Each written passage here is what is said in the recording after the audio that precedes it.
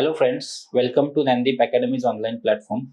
We have started UPSC Simplified series under which we are discussing UPSC's Mains PYQs. So today we will discuss one question of internal security. So let's start. Okay. So here is the question. Discuss different types of cyber crimes and measures required to be taken to fight the menace. So here we will try to understand how should we approach question. Firstly, you should understand what the keyword UPSC has given. So here discuss keyword is given. What we have to discuss is different types of cyber crimes. So this is the first part of our question, which might be for 5 marks. And secondly, what measures are required to fight the menace. So it's a basic question. So we will see how to approach this question. Okay. So approach is how should we introduce our question. So in introduction, we should try to give brief and comprehensive definition of cyber crimes. While giving definition, it is not necessary or not required to give standard definition. You can give your own definition also. We will see how to create it. Secondly, we have to discuss various types of cyber crimes. This is the second part of our question in main body. And third is measures need to be taken. This is third part. Okay.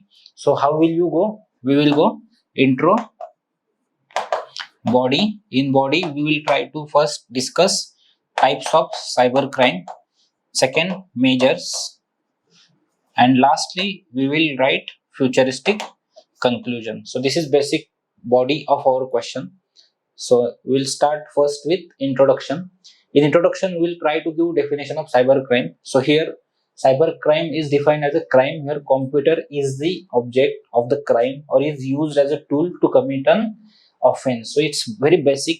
So basically, criminal activity in which computer, internet, or mobile is used, we can call it as a cyber crime. Okay. So in today's scenario or in today's world, cyber crime is most significant crime has become most significant crime, and here you can quote NCRB report of respective year. For example, if you are writing mains 2024, then you have to mention NCRB report 2023.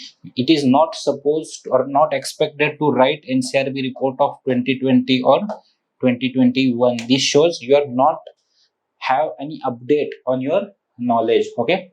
So coming to the next point, here we will discuss types of cyber crime. The first one is distributed denial of service, DDoS attacks. Okay.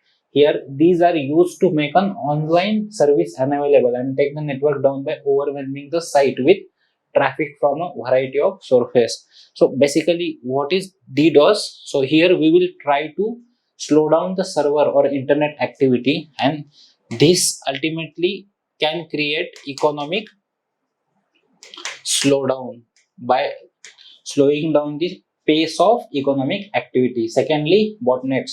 Botnets are the networks from compromised computers that are controlled externally by remote hackers. The remote hackers then send spam or attack other computers through these botnets. You may have heard about botnets. So basically, these botnets are used to spam the system and then they are demanding ransom. Thirdly, identity theft. It is self-explanatory. For example, if my mobile is hacked by some hackers and my identity or personal information is used by them for any criminal activity and under which they are threatening me and seeking some ransom from me, then it is called as identity theft. Then cyber stalking. We all know what do you mean by stalking. So cyber stalking is I'm stalking someone through the cyberspace. For example, social media sites, websites, or any social media platforms like WhatsApp, Telegram, Instagram, and Facebook. So this is cyber stalking. And then phishing. Okay, it is a type of social engineering attack often used to steal user data, including login credential and credit card numbers. So in phishing, what we do or what hacker or person does is they often steal users data including login credential and credit card number. For example, my passwords for Gmail or Telegram or any Instagram account are still by user, and credit card number or password or credit card details are still by the hacker. and these data or the password and identity credentials are used by person for criminal activity. So we'll move towards next part. So here we have to give some measures need to be taken to tackle cyber crime. Whenever UPSC asks what measures need to be taken, in such scenario, you should first try to mention in diagrammatic form what are the steps already taken. Okay, you have to mention these steps to give one extra mark. Okay, so steps taken, you should write here what are the steps taken by cybersecurity at global and national level. In global level, you can write Budapest Convention, then EU best model of EU data protection law. Then you at national level you can write national cyber security policy and all that things.